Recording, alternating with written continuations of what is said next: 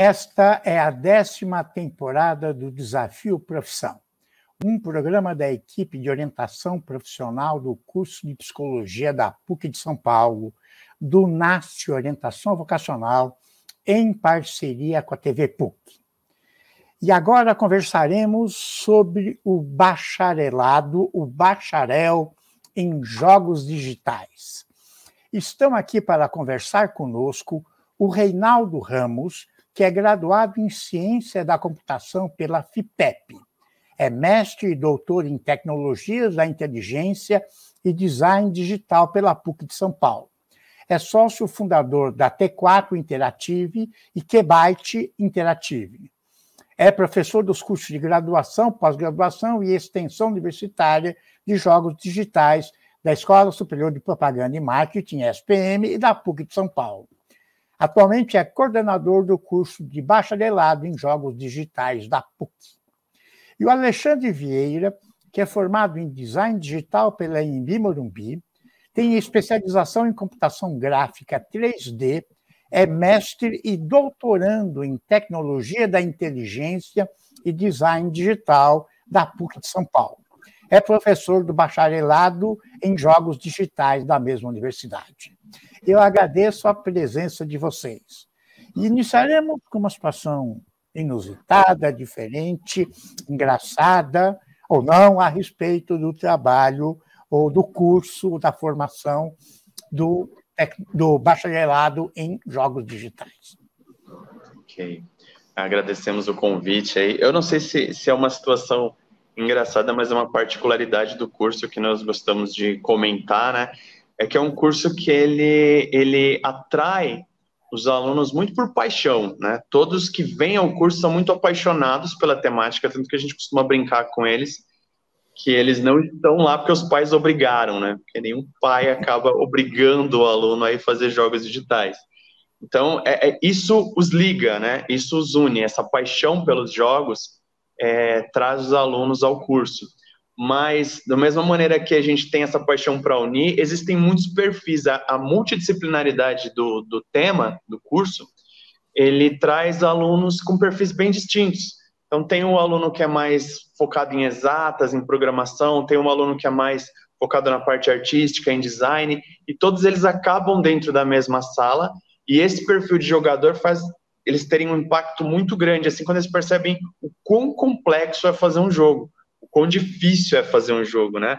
A gente costuma brincar um pouco com eles e falar assim, comer todo mundo gosta, mas cozinhar nem tanto, né? Nem todo mundo gosta de cozinhar, e esse é o convite, né? É de pular essa linha e de entender o background, de entender como é que é feito por trás das cortinas, como é que é desenvolvido, e o choque inicial é muito grande, mas eu acredito que tem dado certo, assim, tem formado muitos alunos, a evasão não é grande, o pessoal tem acompanhado a gente até o fim.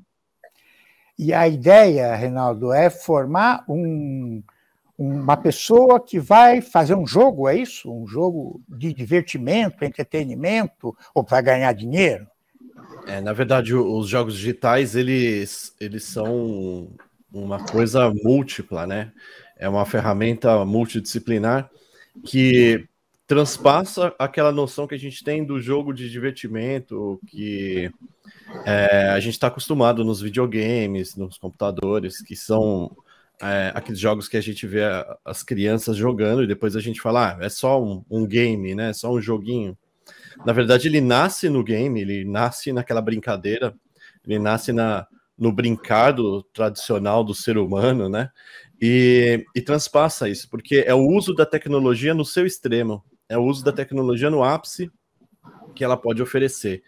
Então você tem ali tecnologias como computação gráfica sendo utilizadas no extremo do extremo, né? Então, equipamentos de ponta, normalmente alta tecnologia de programação, de computacional, artistas de multiníveis envolvidos, indústrias milionárias, e essa tecnologia toda, ela é empurrada por uma indústria bilionária, né, mundial, que acaba fazendo com que ela seja uma ponta para muitas outras coisas. Por exemplo, a gente tem hoje pessoas que se formaram em jogos, que estão trabalhando em indústrias de cinema, fazendo vídeos para cinema, porque o cinema se aproveita dessa tecnologia que os jogos digitais empurrou, né, que os jogos digitais gerou. A gente tem engenheiros fazendo simulações e protótipos em veículos em tempo real, que é uma tecnologia também empurrada por jogos digitais. A gente tem empreiteiras fazendo planta baixa, né, maquete digital, que a gente chama. Então, é uma indústria que não é só a parte lúdica, embora a parte lúdica e a sua indústria bilionária, ela seja um enorme carro-chefe, uma enorme locomotiva que puxa tudo isso, né? Todas essas outras indústrias aí. E o curso, ele trabalha com todas as áreas desta área de trabalho? Isso é uma coisa interessante que a gente percebeu. Antes a gente tinha um curso de tecnologia em jogos digitais, que a gente até pode falar sobre ele depois, mas a gente tinha um curso e ele era de 2 anos e meio, se eu não me engano. Era isso, Alexandre? Eu acho que era. Isso. E a gente percebeu que 2 anos e meio não dava para tratar de tudo que jogos digitais poderia alcançar. Então a gente fez um upgrade do curso, assim como a gente costuma fazer upgrade dos nossos equipamentos, né? A gente percebeu que a indústria brasileira estava se fortalecendo, a gente já tinha uma maturidade industrial aqui, né? Empresas grandes já começam a despontar, e a gente falou, a gente precisa de um curso que entregue esse profissional no mercado, na área já, como um profissional completo. Então a gente aproveitou essa vontade que os alunos tinham de ficar na PUC, de participar, de fazer uma empresa júnior, de fazer estágio e não sei o quê. E a gente falou assim, vamos concentrar, né? Vamos aumentar o tempo de permanência deles aqui e vamos colocar todas as áreas possíveis de jogos digitais dentro desse curso, todas as tecnologias possíveis. E não só isso, né? Tudo que tem no curso de jogos digitais, por isso que eu falei que é multidisciplinar. Então, arte, programação, modelagem, história, narrativa, psicologia também tem. Tem muita coisa. Celulares, dispositivos móveis, jogos em redes de computadores, simulações, física, matemática. Tem tanta coisa, mas tanta coisa. É uma coisa tão rica e tão gigante que a gente achou impossível fazer em menos tempo do que a gente fez agora. E a gente achou interessante, olha, 4 anos é um tempo bom, o profissional ele vai sair pronto, vai sair no mercado, vai sair com produtos no plural, e aí sim ele vai estar pronto para enfrentar esse mercado que é de uma competição global, né? A gente não compete no nível nacional, a gente compete globalmente. O profissional que se forma aqui na PUC, ele vai brigar com o profissional que se forma no Japão, na Índia, na China, nos Estados Unidos. Então a briga é feia. Como é que convivem, né, a área, vou chamar de artística, com a área tecnológica, de computação? Vou explicar minha pergunta. Eu faço orientação profissional e tem alunos que dizem assim, não, eu sou mais da área artística, eu odeio computação, matemática, física, etc. Né? E vice-versa. O pessoal que vem da área de exato fala, não, a arte não tem nada a ver comigo. Como isso convive nesse curso? Como os alunos trabalham com isso? Acho que essa é a grande característica do curso, é a convivência desses perfis diferentes, assim, né? Uma coisa que o Reinaldo estava falando sobre como é que a gente chegou a esse bacharelado, eu lembro que a gente, por anos, conversamos muito a respeito. Eu falava assim, os cursos de jogos, eles aconteceram no Brasil numa época onde a preocupação era com que esse produto fosse feito. E eu falava assim, a gente já tem maturidade para fazer com que esse produto agora seja bem feito.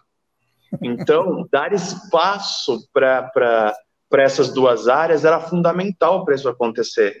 Então, esses dois públicos, eles entram no curso, eles interagem, eles trocam, isso é muito bom. Então, de novo, tem os alunos com perfil mais artístico, e eles vão dar esse aporte. para os alunos que têm esse perfil mais de programação, de desenvolvimento.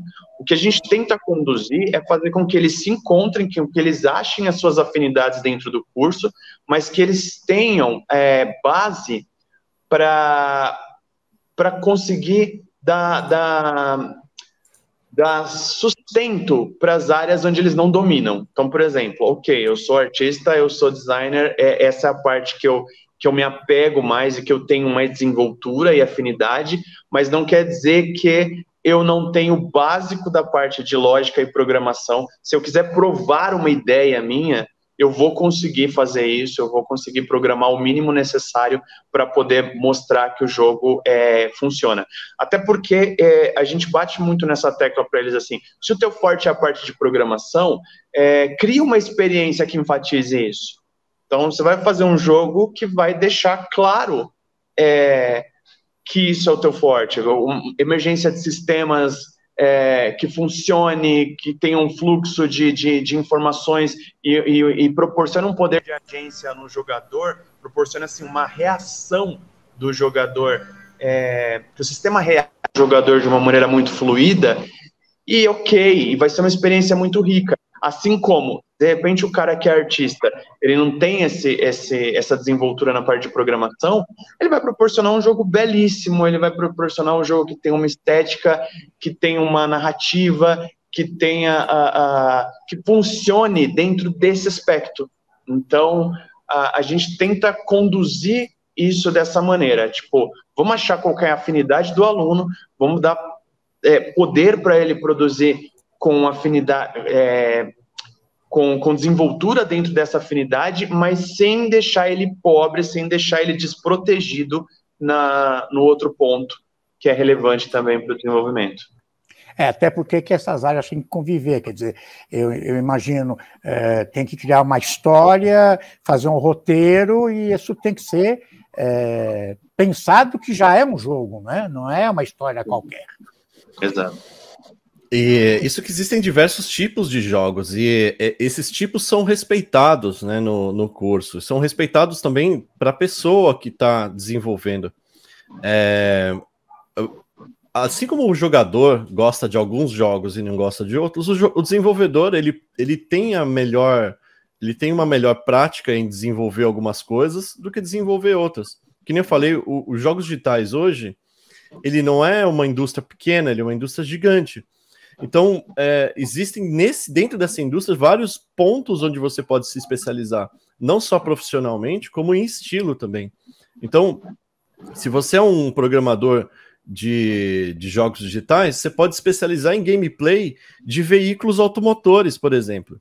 Então, você é o cara que programa o carro, a física da suspensão, o pneu, o motor, o câmbio, a marcha, e sempre vai ter trabalho para esse cara, porque existem vários jogos que vão nesse sentido. E aí esse cara, ele não vai só ser especialista naquilo, mas ele vai estudar mais sobre os veículos que estão surgindo. Então, ele vai ver como é que o carro novo se comporta, qual é o peso dele, a massa, a dinâmica, pneu. Observa que só nesse ponto dá para você ser um super especialista muito bom e muito qualificado. E em outra parte, também o profissional de arte, ele pode seguir um caminho muito parecido, né? Ele pode se especializar em modelagem, animação de quadrúpede, por exemplo, ou ele pode fazer músculo, né? Ele pode estudar a biologia dos animais para saber o movimento dele como é direitinho. Ele pode especializar, fazer uma captura de movimento desses animais. Daí ele faz o depara, né? Dentro do jogo, o animal ele não precisa ser exatamente como na vida real, mas ele tem que ter um comportamento aceitável para a gente que está observando. Então existem assim, muitas áreas onde a pessoa pode se especializar, e dentro desse curso a gente respeita muito isso, porque eles têm liberdade. É lógico que é tudo guiado, tudo tutorado, né? Mas existem pontos onde eles têm uma liberdade de ir para o caminho que eles têm mais afinidade, e assim, junto com os próprios colegas, a gente incentiva muito o trabalho em grupo, muito mesmo. Raríssimas as ocasiões que não se tem trabalho em grupo dentro desse curso, somando sempre o melhor de cada um em cada ponto. A gente tem produtos belíssimos saindo por conta disso, porque as pessoas estão fazendo o seu melhor juntando e chegando em pontos positivos que são melhores ainda. Porque quando você junta o seu melhor com o melhor do outro, você vai tendo coisas fantásticas sendo realizadas. Então, eu acho que nos jogos digitais, eu trabalhei muito tempo na indústria também, trabalhei e trabalho ainda, eu via que os melhores jogos, eles surgiam quando a gente pegava as coisas que a gente mais tinha afinidade e qualidade para fazer, juntava e saía uma coisa legal que todo mundo gostava. Ou seja, era um ponto muito, muito incomum, né? E quando a gente está fazendo jogos de entretenimento, a gente tem que ter essa liberdade criativa também, que é fazer aquilo que você gosta, ter aquela paixão por aquilo que você gosta. Afinal, o jogo de entretenimento, ele tem que entreter, ele tem que divertir. E isso é uma coisa que eu costumo falar, se ele tá divertido enquanto você tá fazendo, ele vai ficar divertido no final, né? É uma frase, inclusive, que o Nolan Bushnell falava, ele foi o fundador da Atari, lá nos anos 80. Então, se tá bom, se tá divertido para mim, para alguém também vai estar. Então, esse é um dos caminhos para o jogo lúdico. Não é um dos pontos que a gente aborda no curso, mas é uma coisa que acho que 80% de quem sai vai acabar indo para a indústria lúdica, para a indústria de jogos digitais, que é bilionária também, da mesma maneira, é a maior na realidade. E o profissional desta área joga muito ainda? Ele joga por paixão e ele joga por obrigação. Às vezes isso dá um conflito interno na pessoa, que ela não sabe se ela tá gostando ou se ela não tá gostando do jogo, porque ela começa a analisar, né? É que nem o pessoal que faz filme, né? E não consegue ir mais no cinema, porque ele parece que ele tá trabalhando, ele fica cansado. Então, às vezes acontece isso. Se você vira um desenvolvedor de jogos e começa a jogar, na hora que você parou assim para olhar a água no chão, você fala assim, nossa, que água bem programada, né? Pô, o jogador nunca ia fazer isso, ele ia passar lixo jogando água para cima e feliz da vida. Mas a gente passa a admirar o jogo, de olhar de um outro ponto de vista, que também é legal, que também é a quarta parede, né? Você começa a procurar detalhe que o desenvolvedor fez que você pode fazer também depois. Isso é uma coisa que não vai ter jeito, vai acontecer. Eu estava lendo o jornal hoje é dia 13 de abril, e tem uma notícia de como foi feita aquela cena de Forrest Gump no jogo de ping-pong, né? Não sei se vocês viram, né? Eu imagino que o profissional deve ter atuado aí também, né? Na computação, na verdade as pessoas simulam jogadas, os dois atores, e a bolinha é colocada depois, né? E fica aquele jogo fantástico, né? Do Forrest Gump contra os seus adversários, né? Não sei se todo mundo viu o filme, vale a pena ver. O Alexandre, ele dá aula para o curso de cinema, ele tá por dentro desses detalhes aí.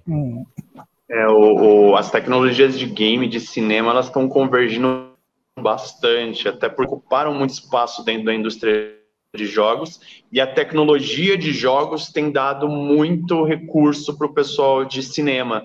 Então a gente tem um processo de computação gráfica que é a questão da renderização, e ela está sendo resolvida em tempo real agora por conta de tecnologias desenvolvidas na área de jogos. Então já tem muito estúdio, muito filme sendo feito com renderização em tempo real por conta de tecnologia desenvolvida para criar jogos, né, para game engines. Então são duas áreas de entretenimento, duas poderosas áreas do entretenimento, que elas estão muito entrelaçadas. Desculpe a pergunta, o que é renderização?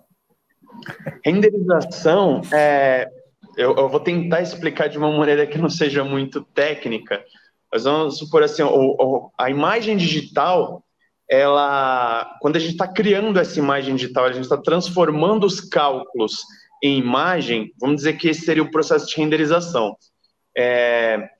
Só que, por muito tempo na computação gráfica, você teve imagens pré-renderizadas. Tem um tempo de renderização que, às vezes, é muito desproporcional. Vamos supor que você precise de 10 segundos de animação ou de efeitos especiais num filme específico. Isso pode demorar o dia inteiro para ser produzido.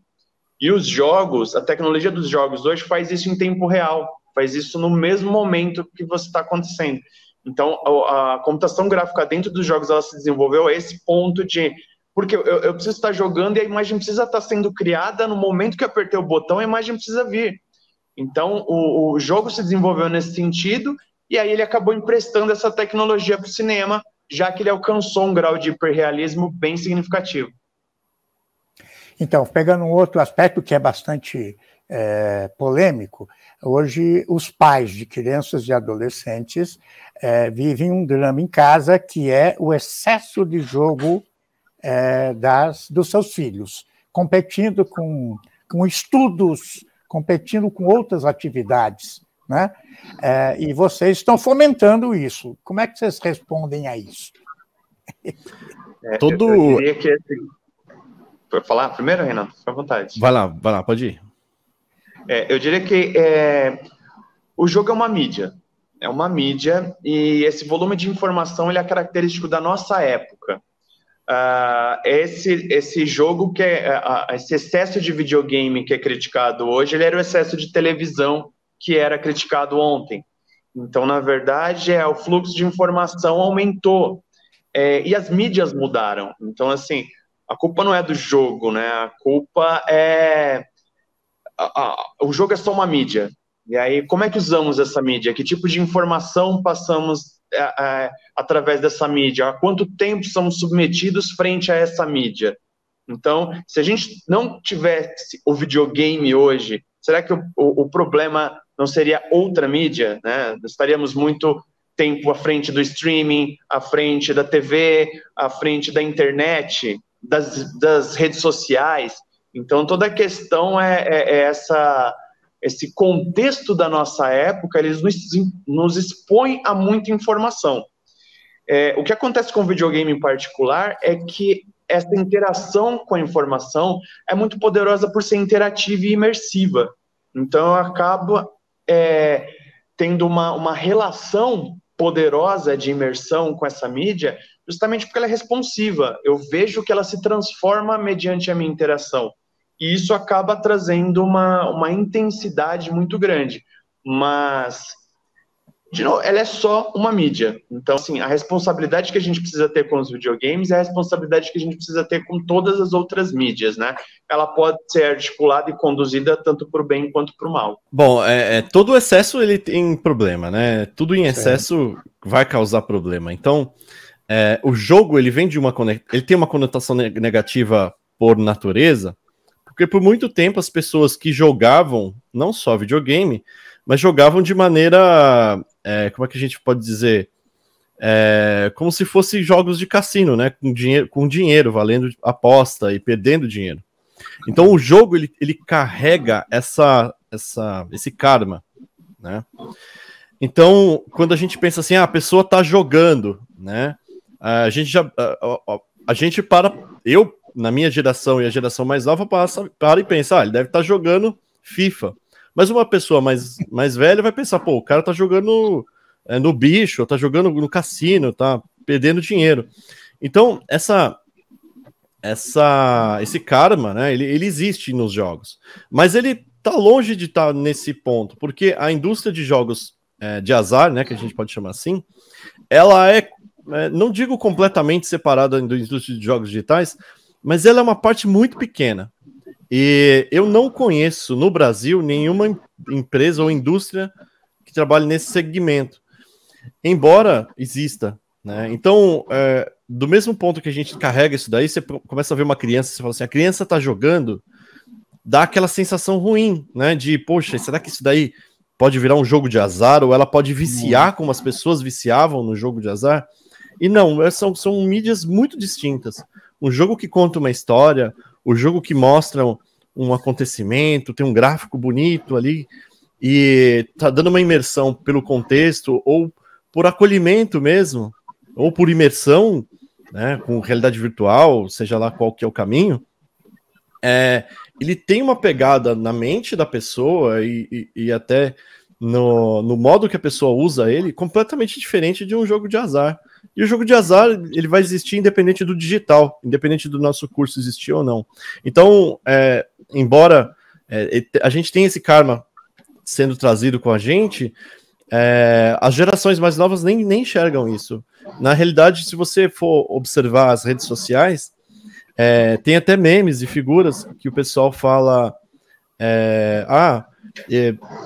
eu não tenho esse acolhimento em casa, e mostra uma foto, uma cena do jogo falando, parabéns, você é o campeão, você é maravilhoso, você conseguiu conquistar essa vitória linda, né? Então, o jogo traz esse acolhimento que é bem interessante. Vamos falar um pouco agora do mercado de trabalho. As pessoas formadas nesse curso, eu sei que ainda já tem turma formada no bacharelado? Do bacharelado, não. Não. Ele vai formar em 2024.